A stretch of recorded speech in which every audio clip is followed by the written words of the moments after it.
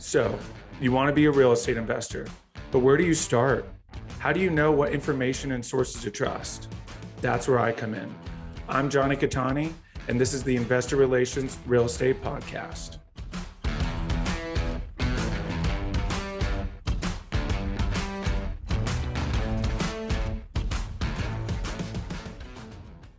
Hey guys, real quick, before we start, go to investwithcattani.com and download my free ebook, Is Commercial Real Estate Recession Proof? Now to today's show. What's up, guys, and welcome to another episode of the Investor Relations Real Estate Podcast. I'm your host, Jonny Cattani, and today I'm joined by Dani Beit-Or. With over 18 years of experience investing in U.S. real estate, Dani uses his knowledge and experience to secure financial growth for beginners to experienced investors. Since 2004, Dani has worked with many hundreds of investors to close on 5,000 transactions, helping them to build a strong real estate property portfolio by investing in various U.S. metros. Dani helps both beginners and experienced investors by customizing each strategy based on experience, age, goals, knowledge, and financial abilities. Dani, welcome to the show. Hey, thank you very much for having me and for the introduction. Good to Absolutely. That's quite an extensive resume. I'm excited for the conversation. Yeah. Sometimes when I hear it myself, I'm like, is it really true? But it is. Yeah. I love that. And that's why I like the live intros, because I love to see people's reaction after you kind of like, they hear it from someone else's mouth, you know? Mm-hmm. Absolutely. Yeah. So let's kind of start it all the way back to the beginning. How did you even get into real estate investing? Well, I'm originally from Israel, moved to the States in 2004. But I was working for high tech in Israel, and I started, like a young engineer, and my salary was nice, and I started saving up, and I could not agree with the path, or with the rat race, whatever you want to call it, because I was looking at my parents and my older cousins and uncles and my parents' friends, and they've been at it working, good people, love their job, but they're like 10, 15, 20 years, whichever, working long hours. And what do they have to show? A condo with a mortgage. That's it, and I wouldn't say nobody's suffering, luckily, but nobody's doing well, nobody's living a wealthy life. And that I just could not agree. That just didn't make any sense to me. I could see we were starting my high-tech, position with the long hours. It's like I was already put on that treadmill, and I felt like I'm going in that direction. I did not know the answer. I just knew that the path that I'm on is not a bad path. It's just not the only path or the correct path, or should not be the path I'm starting. And that's when I kind of, all the alarms kind of saying, hey, something needs to be different. Something needs to be different. I didn't know what. And that was the trigger to start looking for alternatives. Very quickly, I realized that I don't know how to, I don't know the formula for a quick get rich kind of a scheme. I still don't, by the way. So I gave up. I told myself, don't chase that dream. How about if you can go with a get rich quick scheme, and that I don't know. How about trying to get with the get rich slow kind of a scheme or plan? And I kind of shifted first to options and stocks and investing through that with my limited funds. And about a year into it, I just didn't like the risk rewards that I'm getting. And I kept exploring all the time, listening, open-minded, like clubs and meetups and stuff like that, back then. That will anything financial, I would just kind of be like a junkie, like a course junkie kind of a thing. And I heard someone talk about US real estate, and here I am, a young guy, listening to someone talks about US real estate. I've spent 2 years in high school in DC, around DC. So that kind of gave me a little bit more, let's say, understanding or knowledge or experience with the US. So it wasn't complete strange to me, the US, but that lecture kind of opened my mind, and I felt that this is the right path to me, the risk rewards, and that's kind of the path I started buying a single family home in 2002, exactly 20 years ago, completely sight unseen, in a little town called Phoenix, Arizona. I'm sure you never heard about it. Never. Never heard of it. Yeah, 6 million people who live there, or 8 million people who live there, never heard of it as well. Brand new from the builder. It cost for almost $130,000 at the time, right? Sounds like cheap now, but Yeah. it's probably worth like 500 now. I don't know what.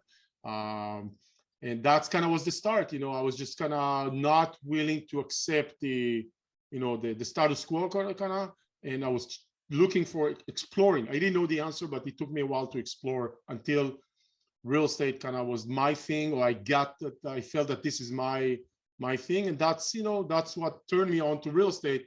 And from there, it was just that was my first drug experience. Excuse me if I'm hurting anyone, but I am a single family home junkie in a way. And that was the opening, and since then I was just all shifting towards that.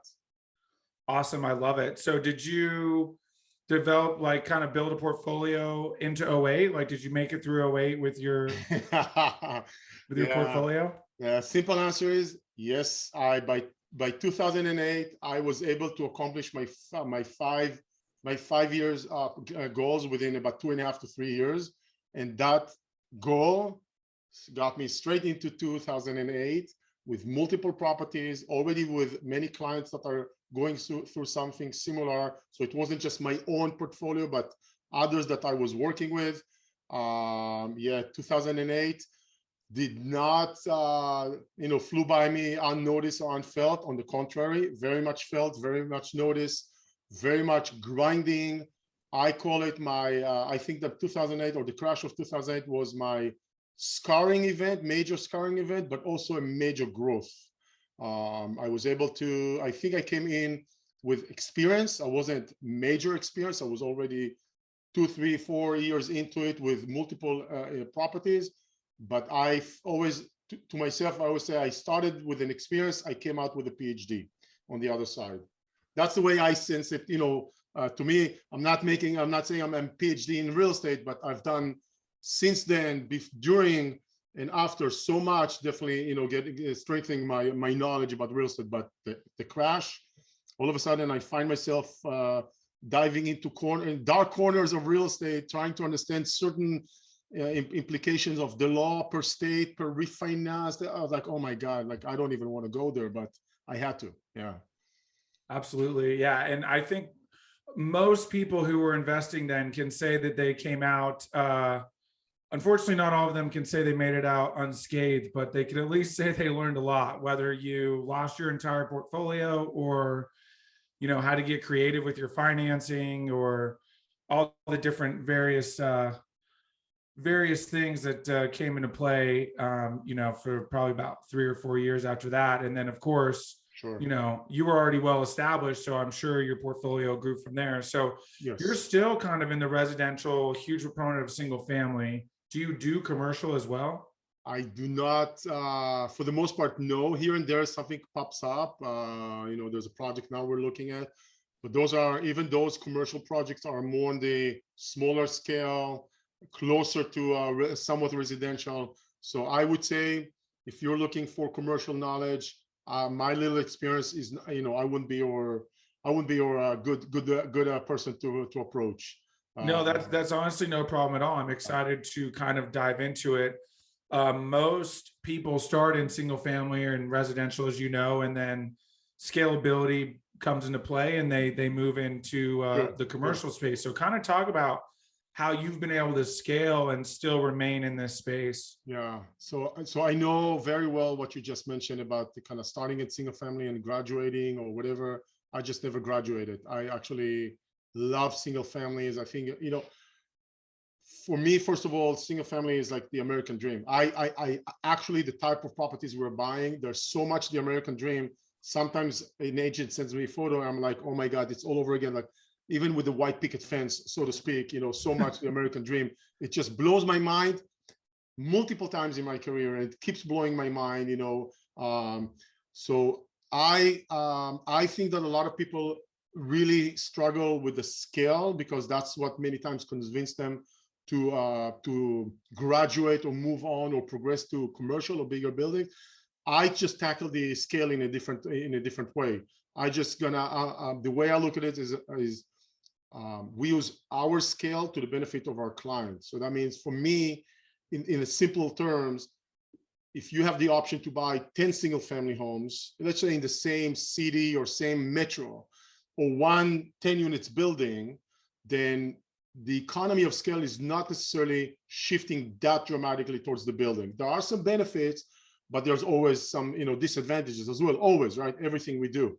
But if you're saying, hey, I don't have the ability to buy 10 homes at the moment, but I want the scalability, leverage, we bring it to our clients. Because, for example, the property management company, one of the property management companies we work with in Missouri, they manage about 400 to 450 doors. Our clientele, my clients who work with us, they have about 130, 140 doors out of those 450-ish are coming through us. So that company, although I am not involved in the ownership, the owner of that company treats the entire company treats our clientele as if this is the economy of scale, right? They give a better service, they give better rates. It's a VIP from day one, just because 1/3 or quarter of their properties are coming from one account. So that gives the economy of scale of the ability of addressing issues, but also the economy of scale of service and the economy of scale of rates and so on. So we use I'm leveraging all our clients in favor of all our clients, but someone needs to kind of pull it all together. And that's part of our role, is making sure we get that. So that's how we are able to scale and do many hundreds of properties while keeping it, even if you have one, or even if you have 10, you benefit from the large scale, that we bring in. Absolutely. Yeah. And that makes perfect sense, right? Pulling everything together, almost like, a syndication, but it's not a syndication, right? Exactly. So like a virtual syndication. Yeah, exactly. Exactly. Awesome. So that's incredible. And that's awesome. You've been able to do that and make that work. And obviously now your big thing and kind of has always been really helping people. Correct. Kind of building that. So what does that look like when someone comes to you in terms of, setting, educating them, helping them understand what they're getting into, and then, executing that plan?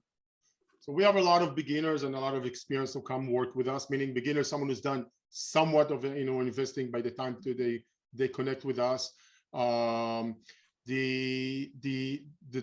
We put a lot of emphasis on systems and processes and calibrating expectations. So all the agents we work with, they go through training to know how to find properties, analyze properties, how to handle our clients. So there's very clear path of checklists and processes and systems.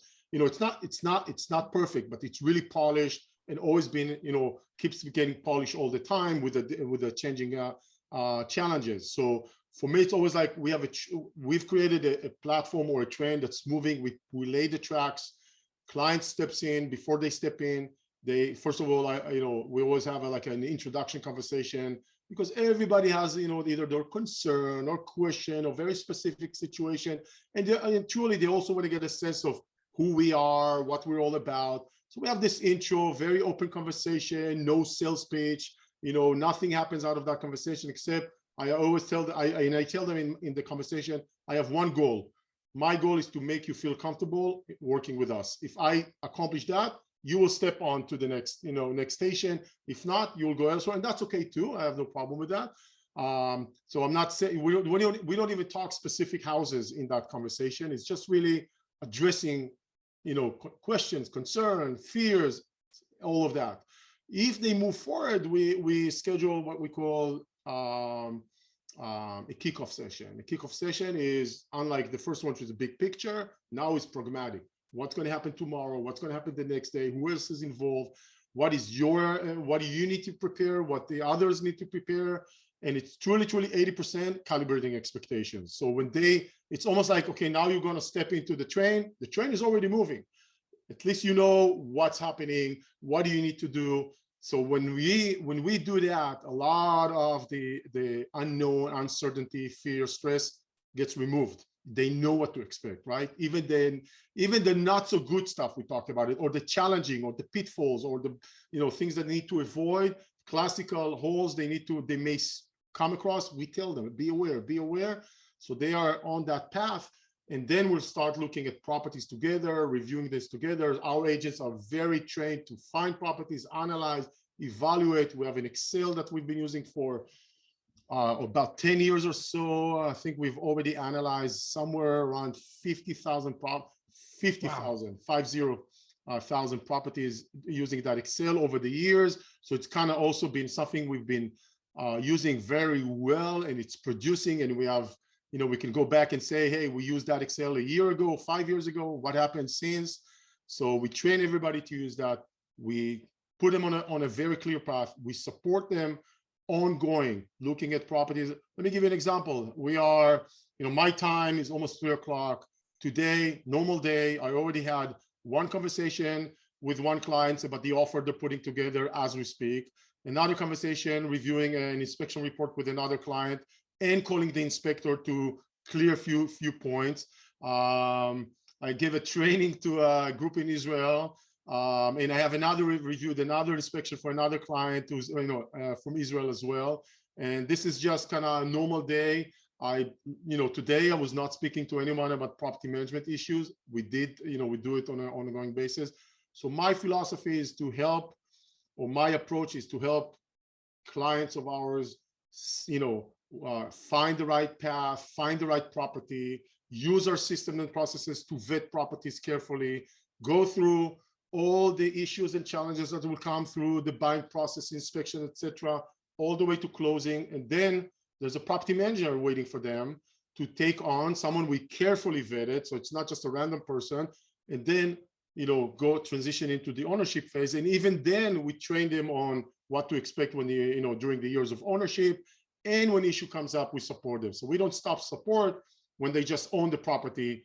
They call us up, hey, I have a question here, I'm not sure about this, he's not answering, doesn't make sense. All those things, we stay involved. If they want, we're not forcing anybody. So we can, I think it's good service, it's good customer care, it's good relationship building, and I'm looking for those long-term relationships. And most of our clients, they're repeat buyers. They start with one and then slowly buy another one. So that's how we go about it. And we're saying it's like a holistic solution. It's not just helping you make a decision. It's not just, helping you buy the property or analyze it. It's also beyond that point. And of course, it leads all to additional purchases and challenges and sales later on. So I think the longest client I have is probably 15 years been working with us or something around that. And he's still buying. And he became very good friends. Apparently we went on this basic training.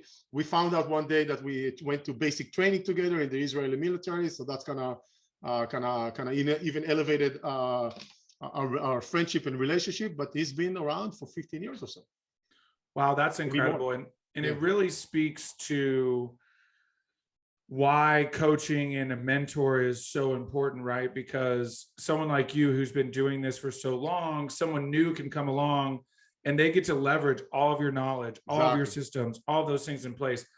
My career didn't really propel until I got into a mentorship group and learned these systems that mitigate so much of the mistakes that are made in the beginning. Those are almost eliminated, right? Because you know how to get through those. You have the agents in place, you have all of that.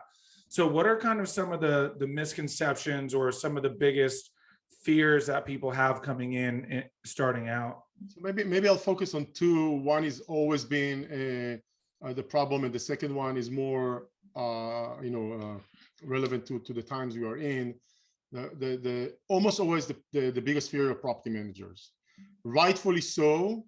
Not necessarily for the right reason, but just people are always intimidated by property managers and their reputation, and I fully understand that.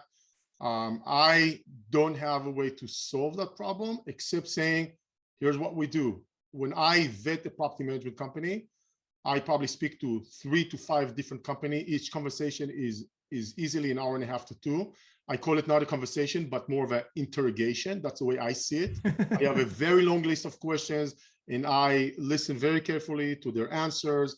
By the way, I vet I vet companies, to begin with. I don't go on a call with someone who's not even qualified to begin with. And so that's an interrogation until I find the right company, and then I negotiate, the fees with them. Now, if you, about a month ago, I had an issue with one of the property managers that they were not handling for some reason the make ready, right? The when we buy the house, the make ready was not done properly or correctly or smoothly. It's just too smooth, nothing catastrophic. It just was going messy or clunky. The communication, the decisions, the reporting. I called the property manager. I said, here's the situation. We've been working together many years, multiple properties. Says, I like you. We're good friends. We became very good friends over the years. But here's the situation. You have two options. Either you step in and take over your staff and correct the situation, or right now it's going to affect our relationship, and that, and I will, and you're not going to lose the specific client. It's going to affect our relationship. And I told him, I'm not going to be mad, but I need you to know how, of those options, what are you going to do? And he said, Danny, I'm going to do whatever needs to take care of the situation, because it's the right thing to do. And because you need to know that when things are going like this, and I'm not okay with what happened, but those things happen, you need to know that I'm going to take care of you and your clients no matter what. And he said, if your client at the end of this process still decides to terminate our relationship and move to someone else, I'm okay with it, as long as I've done whatever I can to prove to you that I'm worthy of you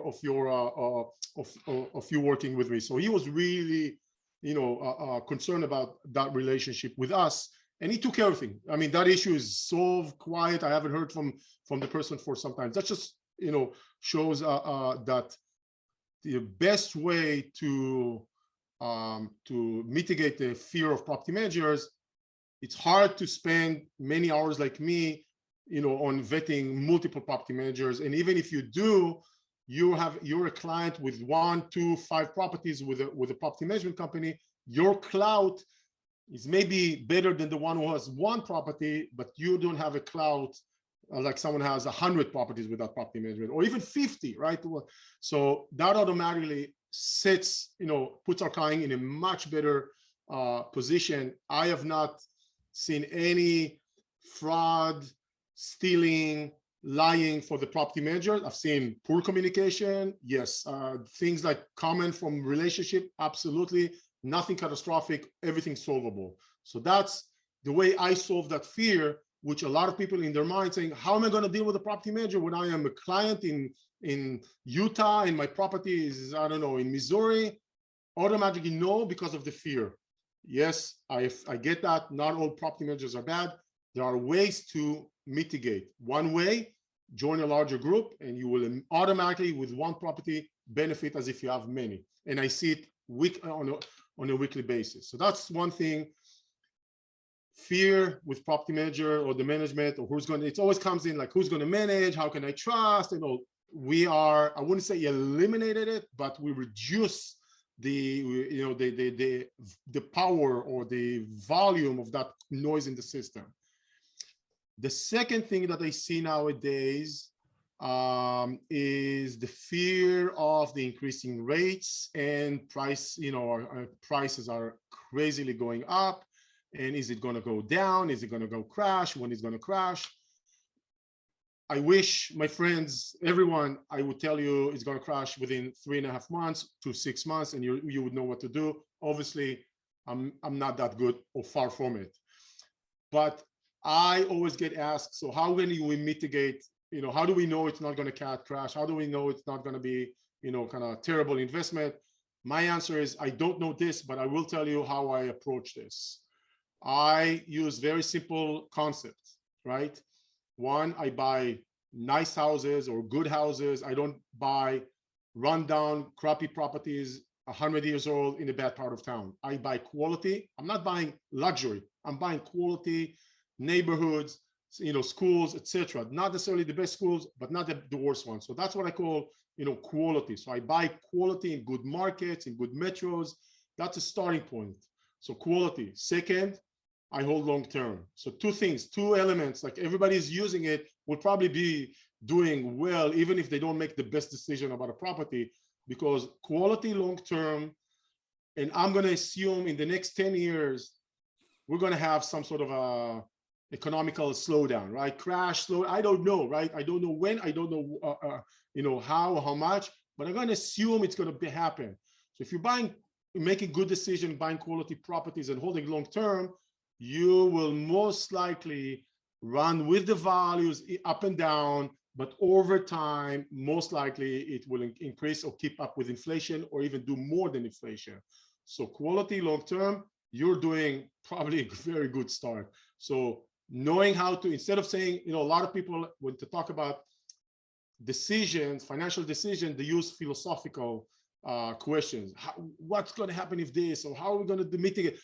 Like in the recent few months, I got at least 2 to 3 times questions about the global warming effect on the real estate. Honestly, I don't know. I really don't know. But I am not very good with dealing with philosophical investing questions. I am better with saying, don't know about the economy.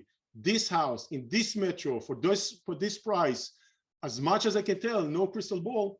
I would say it's a better bet, so to speak. Quality long term, right? So I can deal with the specific, economical questions. I'm really bad at dealing with philosophical economical questions. I'm really bad at it, right? Because it's hard for me. I don't know the answer, right? Well, yes, I have experience. I've been doing it for almost 20 years, a lot of investment. I do have experience. I can acknowledge that. Does it make me bulletproof? Not at all. I've had my own shares of of downturns or bad phases throughout my career. Absolutely. But I can only learn from those to try and come out and make smart decisions. Again, look how simple it is. Quality, long term, right? I will tell you my experience, those two things, many people already, they lost me. I don't know why they lost me there, right? That's fine. That's just my philosophy. Yeah. Sorry. No. That's a great answer. And you touched on so many great points, right? Those two are literally the key, right? No matter what you're investing in. If you're in it for the long haul, you're probably going to be fine no matter what happens in the economy. And then, yes, listen, there are people who make, hundreds of thousands of dollars to try to predict what's going to happen, and even they're wrong. So it's not crazy to think that someone who, doesn't focus on that is, not going to be able to guess, because it's really anybody's guess, Sure. I mean, even, obviously 08, and then even in 2010, they were like, oh, well, this is not going to last very long. It's going to crash again. And, here we are, 12 years later, and it's pretty much been a bull market. So, Jonathan, I'll say I've been, after the crash, one of the things I started preparing in my, when laying down my conceptual ideas of investing, is the next one is coming. The next one is coming. I've been telling to myself, I'm using that as a core starting point for investing, thinking about if the next one is coming, I don't know when, but I will try to not avoid it, but just say, okay, what can I do when it comes? I want to be as prepared as possible. So it's when it comes, it's not if, it's when. Honestly, like you just said, I've been waiting for the next one for 12 years, right? And it's kind of funny. I thought that, during the first, months of COVID, maybe that's what's happening. And I was very attentive to what's going on with our properties. And we had almost zero, impact, not zero, but close to zero impact on our rentals. Now we all see it. But back then, some of my colleagues and friends who were investing in lower-end properties or lower-end apartment buildings were saying, we have a good month, we have 70% rent collection, and I would shut up, because we changed from 96.5% rent collection to maybe 95.5% rent collection. So on that single family homes, and I just say, I don't want to jinx it. I said, what do I know? Maybe next month it will change, but nothing, we had few houses with COVID related problems. That's almost 0% of our portfolio, my overall portfolio. And I thought, here I am. My formula of investing for the past 10 years is finally going through a stress test, finally. And it's surviving very well. At the time, it was surviving very well. So I'm not saying it's luck. I won't say it's all my decision, but there's a lot of thinking about how do we mitigate the next, the next crash or the next downturn. A lot. Absolutely. And it's pretty simple, relatively speaking, right? Certainly don't want to over leverage yourself. That's going to be the biggest crusher. But one thing you kind of alluded to, you have some foreign investors, right? True. So kind of talk about remote investing and how you set that up and make it successful. Okay, that's very, very good, very tricky. So to begin with, a lot of the foreigners live in a different bucket because a lot of them wants to tap into those amazing mortgages we have here, and we take it for granted, most of us. And they are not available to the foreign, it's called foreign programs, foreign borrowers, foreign investors. That's usually the terminology. Because 99% of the banks, no social security, no credit score, not going to work with you. Right there, that is not available. There are very limited number of financial institutions that know and are willing to work with foreigners. And those are either tricky to work with, difficult to work with, lengthy, very lengthy qualification process, not necessarily good terms. So sometimes they give you good rate, but they want a large down payment, like 50% or more. Sometimes they're saying we're willing to give you a lower down payment, but the rate will go up, maybe today 5, even 6%. So it's always a trade-off. So right off the bat, foreigners, you either be ready with cash or have the stamina to go through a lengthy qualification process, and you cannot compare yourself to the locals who will always get better terms than you on the mortgage, down payment and rate. Like that's just, you can't compare. Now, once you kind of make sure they understand that, then the process of buying is exactly the same, right? It's almost exactly the same. So vetting and analyzing and title and escrow and an inspection, no difference. The only difference that we normally see that makes it a bit more difficult, it's more administrative, but important. For example, opening a US bank account, which is not mandatory to invest, but it's comfortable when you own properties, is challenging unless you are physically in the States, right? So if you're here on a visit and you have the opportunity to open an account, good for you, go ahead and do that, right? If you're over there and you're not coming over, that's going to be very challenging. There are a few solutions and, and a kind of creative solution, legal creative solution, but it's clunky. You see, it's just small thing, but makes it more kind of clunky for the process. Then signing documents, if you are buying under your own name, then normally a traditional notary that Jonathan you have coming into your house tomorrow morning to sign documents, or I've had notaries meet me on the road, in the hotel lobby, in my family's house in DC, stuff like that, right? I've closed in many parts, like while I was walking, I was closed, right? So that's easy, right? We step into the UPS store, whatever. For them, foreigners, that's always more messy. It's either if you're using an entity, you need to appoint someone or power of attorney, or go to your local notary that also needs to go to the local court to approve the notary. It used to be go to the US consulate and take care of it. The problem since COVID, US consulates, that would be equal to notary. US consulates since COVID is practically impossible to book an appointment. So if you have a closing that you don't know exactly if it's, the date, and that may even shift you, 1 or 2 days forward or back, you're not going to be able to do that. And that makes it challenging, not impossible, challenging. But other than that, if you are a foreigner and you want to buy in the States, buy directly or through an entity, there's nothing to prevent you. You can do that. Direct ownership under your name. You may need a local address. There are multiple solutions to get the local address. But a lot of the problems are usually the foreigners, they maybe speak English, but they don't speak American. They don't speak terminology, right? The terminology, they are coming many times with preset notion, but in our country, in our, so for example, let me give you a very like representing example. In Israel, when you rent as a renter, I know Israel well, of course, you put like maybe 3-4 months of earnest money plus some security bonds, right? Something equal. Wow. So if you are entering a property, you're putting a lot of security from your end to the owner. Should you not fulfill your contract, they have a lot of leverage, a lot, like to the point that sometimes people cannot rent. Not always, right? Here, you come and tell someone from Israel, here it's very custom, 1 month, maybe a month and a half or two on certain, situation. And some states would even limit it to maybe up to 2 or 3 months. So the most you can have is maybe 3 months. As a tenant, if I come to you and say, give me 3 months, 98% of the tenants that are okay, they're not in any bad credit, bad history, they will say, I'm not going to do that. Everybody else is only asking for 1. Why do you want 3? Right? So someone foreigners like, how do you do that? That doesn't make sense. Yes, it doesn't make sense. It makes sense here. And by the way, guess what? 30 million people in the States are okay with it, right? Right. Something like that. So those Wow. are the gaps that are coming with the foreigners, and it requires more time, more attention, calibrating expectations.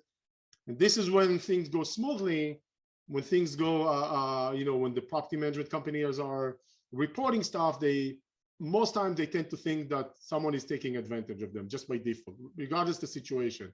Just in their mind, someone is taking advantage that I live 5,000 miles away and I'm not there and you are exploiting it. It has, sometimes I'm sure that's the case, but in our world, it's not the case. It's just what people's mind, Wow, that's crazy, and really puts into perspective how lucky we are to not have to jump through so many hoops, and that's great that there are people who are willing to do that. Obviously, they see the value in going through that process in order to, invest here, which, ends up being very lucrative if you do it correctly. And obviously, you've kind of set up those systems.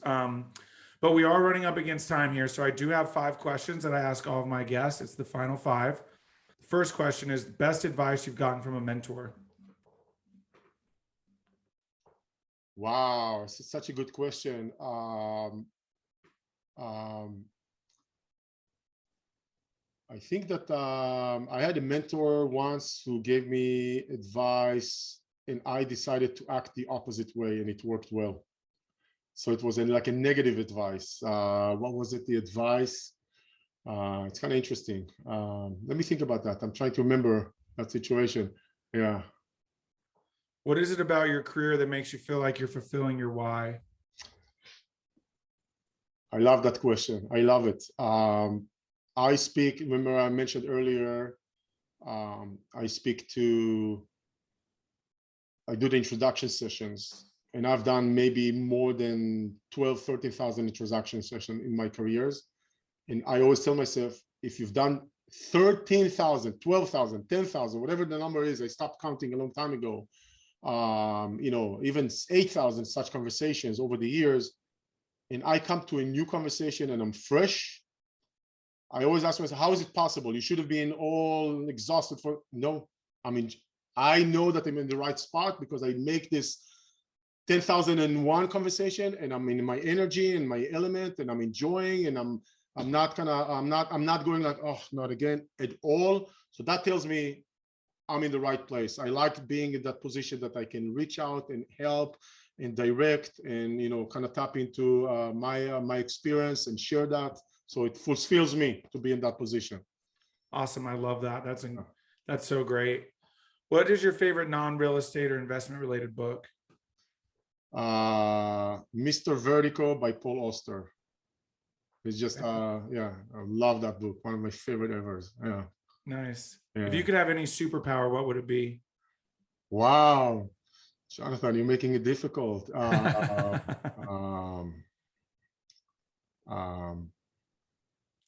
I would want to better understand what the other side is going through to help them. Love that. Yeah. That's awesome. All right, we'll jump back to the first one. Did you come up with an answer, the best advice you've gotten from a mentor?